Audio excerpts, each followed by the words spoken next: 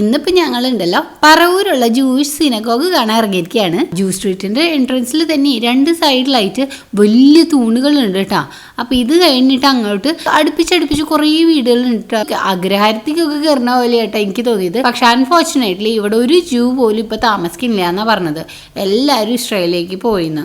Ezra, Adam John ഈ രണ്ട് സിനിമയും കണ്ടേ പിന്നെയാണ് കേട്ടോ എനിക്ക് സിനഗോഗ് വിസിറ്റ് ചെയ്യാനുള്ള ആഗ്രഹം കൂടിയത്. ഇപ്പം ഈ കാണുന്നതിൻ്റെ പേരാണ് മസൂസ. ഇത് ജൂതന്മാരുടെ ഐഡന്റിഫിക്കേഷൻ മാർക്കാണ് കേട്ടോ. എല്ലാ ജൂസിന്റെയും വീടിന്റെ ഫ്രണ്ടിൽ ഇത് ഇങ്ങനെ ഉണ്ടാവും. ഇതിൽ ഇൻസ്ക്രൈബ് ചെയ്തിരിക്കുന്നത് ഇവരുടെ പ്രെയർ ആണ് കേട്ടോ. ഇതിൻ്റെ ഉള്ളിൽ കയറാനായിട്ട് രണ്ടുപേർക്ക് 110 രൂപയായി. ഉള്ളിലാണെങ്കിൽ ഒരു ഗൈഡും ഉണ്ടായി കാര്യങ്ങളൊക്കെ പറഞ്ഞു തരാനായിട്ട്. ഇവിടെ ഇപ്പം അങ്ങനെ പ്രെയർ ഒന്നും നടക്കണില്ല. ഈ സിനഗോഗിലത്തെ അവസാനത്തെ വേർഷിപ്പ് 1988 കേട്ടോ നടന്നത്. റൂമിന്റെ നടുക്ക് കാണുന്ന ഹാഫ് റൗണ്ട് ആയിട്ടുള്ള ഒരു കൺസ്ട്രക്ഷൻ ഇല്ലേ, ഇതിന്റെ ഉള്ളിൽ നിന്നിട്ടാണ് കേട്ടോ ഇവിടുത്തെ മെയിൻ പ്രീസ്റ്റ് ഇങ്ങനെ പ്രെയർ ഒക്കെ ചൊല്ലുന്നത്. ഇവർ വേറെ ടേംസ് ഒക്കെയാണ് കേട്ടോ യൂസ് ചെയ്യുന്നത്. അതെനിക്ക് അറിഞ്ഞുകൂടാ. അപ്പോൾ അറിയാവുന്നവരുണ്ടെങ്കിൽ എന്തായാലും കമന്റ് സെക്ഷനിൽ പറയണേ. ജൂതന്മാർ വേർഷിപ്പ് ചെയ്യുന്നതേ അവരുടെ ഹോളി ബുക്കായ തോറേനെയാണ് കേട്ടോ.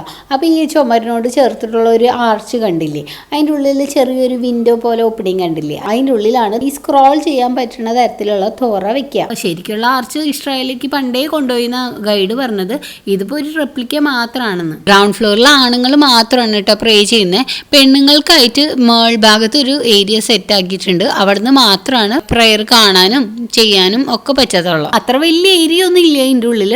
ചില ഏരിയാസ് ഒക്കെ നടന്ന് കണ്ടപ്പോഴുണ്ടല്ലോ എനിക്ക് പണ്ടത്തെ കൊട്ടാരമൊക്കെ വിസിറ്റ് ചെയ്യണ പോലെ തോന്നി. 110 രൂപയ്ക്ക് കയറി കാണാനായിട്ടുള്ളതൊന്നും ഇല്ല കേട്ടോ ഇതിൻ്റെ ഉള്ളിൽ. ഞങ്ങൾക്ക് അങ്ങനെയാ തോന്നിയത്. ഞങ്ങൾ ഇവിടുന്ന് നേരെ പോകുന്നത് എറണാകുളമാണ് കേട്ടോ.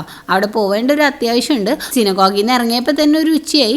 അങ്ങനെ പോണ വഴിക്ക് ഉണ്ടല്ലോ റോഡ് സൈഡിലായിട്ട് ഒരു വീടിന്റെ മുന്നിൽ മീൽസ് റെഡി എന്നുള്ള ബോർഡ് കണ്ടു.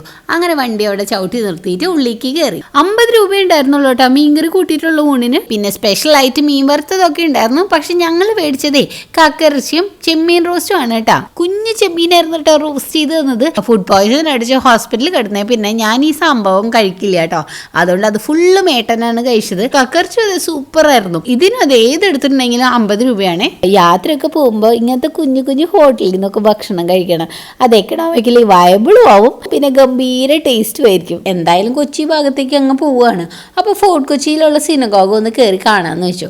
ഈ നേരത്തേക്ക് ട്രാഫിക് ബ്ലോക്ക് പിന്നെ പറയേണ്ട കാര്യമില്ലല്ലോ. വളഞ്ഞു ചുറ്റി അവിടെ എത്തുമ്പോഴേക്കും നേരെ കിട്ടോ. അതുകൊണ്ട് ഞങ്ങൾ 70 രൂപയും കൊടുത്ത് വൈപ്പിനിന്ന് ഫോർട്ട് കൊച്ചിക്ക് ജങ്കാർ എടുത്തു. നല്ല തിരക്കുണ്ടായിരുന്നു കേട്ടോ. കുറേ നേരം ക്യൂലൊക്കെ നിന്നിട്ടാണ് കേട്ടോ ടിക്കറ്റ് കിട്ടിയത്. ജൂസ് സ്ട്രീറ്റിൽ പിന്നെ റോഡ് സൈഡിലൊന്നും പാർക്ക് ചെയ്യാൻ പറ്റില്ലല്ലോ.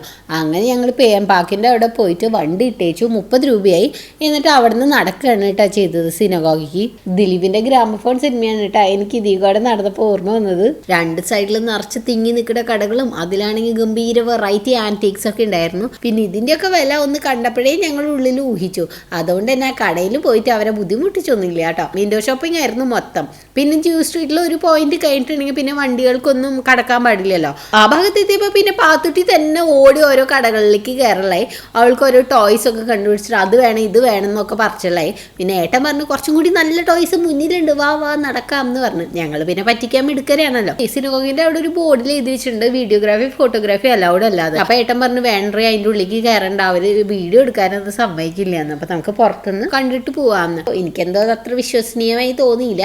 ബിക്കോസ് നമ്മുടെ നാട്ടിൽ എഴുതി വെച്ചതല്ലല്ലോ പാലിക്കുന്നത്. അങ്ങനെ അവിടുത്തെ ഒരു ഗാർഡിനോട് ഞാൻ ചോദിച്ചു. അപ്പൊ ആള് പറഞ്ഞു എടുക്കുകയൊക്കെ ചെയ്യാം, ഫ്ലാഷ് ലൈറ്റ് മാത്രം ഓഫ് ആക്കിയാൽ മതി. അങ്ങനെ ഞങ്ങള് ഉള്ളി കയറി. ഇവിടുത്തെ ടിക്കറ്റിന്റെ റേറ്റ് കേട്ടപ്പോഴാണ് ഞാൻ ആകെ ഞെട്ടിയത്. 10 രൂപ. അപ്പൊ പറവൂര് എന്ത് കൊള്ളയാണല്ലേ. ഈ സിനഗോഗിന്റെ ഉള്ളിൽ നല്ല കളർഫുൾ ആയിരുന്നു. ഷാൻഡ്ലിയേഴ്സും പല കളേഴ്സ് ആയിട്ടുള്ള ലാംപ്സ് ഒക്കെ ആയിട്ട്. ഇതിന്റെ ഒക്കെ ഒപ്പം ഉണ്ടല്ലോ ദേവദൂത് സിനിമയിൽ ഉപയോഗിച്ചിരുന്ന ഫാൻ പോലത്തെ ഒരെണ്ണം കണ്ടുകൂട്ടാ. ഇവിടെ കുറച്ചും കൂടി ലൈവിലായിരുന്നു. മേ ബി ലൈറ്റ്സും പിന്നെ കുറെ ആൾക്കാരൊക്കെ ഉള്ളത് കൊണ്ടായിരിക്കാം. പിന്നെ ഈ സിനഗോഗിലെ ഇപ്പോഴും പ്രേയേഴ്സ് ഒക്കെ കണ്ടക്ട് ആവുന്നുണ്ട് എന്നാണ് പറഞ്ഞു കേൾക്കണേ. ഇവിടെ അങ്ങനെ പ്രത്യേകിച്ച് ഗൈഡ് ഒന്നും ഉണ്ടായിരുന്നില്ല കേട്ടോ. പറവൂരിനെ കമ്പയർ ചെയ്ത് നോക്കുമ്പോൾ ആകെ ഒരു കുഞ്ഞു ഹാളിലത്തെ സാധനങ്ങൾ മാത്രമേ ഇവിടെ കാണാനായിട്ടുണ്ടായിരുന്നുള്ളൂ. എന്നിരുന്നാലും ഇവിടുത്തെ വൈബ്രന്റ് കളേഴ്സ് കൊണ്ടായിരിക്കാം, അല്ലെങ്കിൽ ഇവിടുത്തെ ഒരു പ്രത്യേക വൈബ് കൊണ്ടായിരിക്കാം ഞങ്ങൾ കുറേ നേരം ഈ സിനഗോഗിൽ അങ്ങോട്ട് സ്പെൻഡ് ചെയ്തു. കുറച്ചധികം ഫോട്ടോസൊക്കെ എടുത്തതിന് ശേഷം ഞങ്ങൾ ഇതേ കാറിൻ്റെ അടുത്തേക്ക് തിരിച്ചു. പോണ പോക്കിനുണ്ടല്ലോ പാത്തുട്ടി നേരത്തെ കണ്ടു വെച്ചിരുന്ന കടയിൽ നിന്ന് ബലൂണും സംഘടിപ്പിച്ചിട്ടാ. ഇപ്പം എന്തൊക്കെ വെറൈറ്റി ബലൂൺസ് ഒക്കെ ആണല്ലേ. ഇതുണ്ടല്ലോ ഫ്ലവറിന്റെ ഷേപ്പിൽ കാണാനൊക്കെ നല്ല രസമുണ്ടായിരുന്നു. ജൂത തെരുവിൽ ഇച്ചിരി ദൂരം അങ്ങോട്ട് നടന്നു നടന്നല്ലോ. അപ്പൊ എന്തായാലും കൊച്ചിന് ക്ഷീണമായിട്ടുണ്ടാവും. അപ്പൊ ഞങ്ങൾ ബലൂണൊക്കെ മേടിച്ചിട്ട് നേരെ പോയതേ ഐസ്ക്രീം കഴിക്കാനാണ് കേട്ടോ. അപ്പൊ അതിട്ടൊരു ചോക്കോബാറും പിന്നെ ഞാനൊരു റാസ്ബെറി ഫ്ലേവേർഡ് ഐസ്ക്രീമും കഴിച്ചു. അപ്പൊ അതിന് ഭയങ്കര സ്പീഡായിരുന്നു കേട്ടോ കഴിക്കാനായിട്ട്. എന്താന്ന് വെച്ചിട്ടുണ്ടെങ്കിൽ അത് തീർന്നിട്ട് വേണമല്ലോ എൻ്റെ നിന്ന് മേടിക്കാനായിട്ട്. ഈ നേരെ ഏട്ടനൊരു വട അല്ലെങ്കിൽ പരിപ്പ് വട പറഞ്ഞു. പക്ഷെ അവര് പറഞ്ഞു ഇത് രണ്ടും ഇല്ല, ഇവിടെ ആകുള്ളത് മുളക് ബജിയാണ്. അങ്ങനെ വെച്ചിട്ടുണ്ടെങ്കിൽ അത് എടുത്തോളൂ എന്ന് പറഞ്ഞു. ഈ മുളക് ബജിക്ക് ഉണ്ടല്ലോ അപാര ടേസ്റ്റ് ആയിരുന്നു. അതുകൊണ്ട് അതൊന്നും ഇവർ ഇത് മാത്രം എക്സ്ക്ലൂസീവ് ആയിട്ട് ഇങ്ങനെ ഉണ്ടാക്കുന്നുണ്ടായിരുന്നേ. അപ്പൊ തന്നെ ചുട്ട് തരുമായിരുന്നു കേട്ടോ. ഞാനൊന്ന് ടേസ്റ്റ് നോക്കാനായിട്ട് ചെറിയൊരു പീസ് മാത്രമേ ഏട്ടൻ്റെ നിന്ന് എടുത്ത് കഴിച്ചോളൂ. ഏട്ടൻ വണ്ടി എടുക്കാൻ പോയ നേരത്തെ ഉണ്ടല്ലോ ഞാൻ രണ്ടെണ്ണം പാർസലും കൂടി മേടിച്ചു. പൊതിഞ്ഞ് തന്നപ്പോൾ ഇവരതിന്റെ മുകളിലൂടെ സ്പെഷ്യൽ ചമ്മന്തി ഒഴിച്ചിരുന്നേ. ഇത് രണ്ടും കൂടിയുള്ള കോമ്പിനേഷൻ എൻ്റെ പൊന്നോ വിവരിക്കാൻ വാക്കുകളില്ല കേട്ടോ. ജ്യൂസ് സ്ട്രീറ്റ് എന്ന് പറഞ്ഞ ബോർഡ് വെച്ചിട്ടില്ലേ, അതിന്റെ തൊട്ടപ്പുറത്തുള്ള കമ്മത്ത് എന്ന് പറഞ്ഞ ഹോട്ടലിലാണ് കേട്ടോ ഈ മാരക ടേസ്റ്റ് ഉള്ള മുളക് ബജി കിട്ടണേ. ഇനി എറണാകുളത്ത് ഇച്ചിരി പരിപാടികളും കൂടി ഉണ്ട്. അത് കഴിഞ്ഞ് നേരെ വീട്ടിലോട്ട്. അപ്പോൾ ഇന്നത്തെ വീഡിയോ എത്രയുള്ളൂ. ബൈ.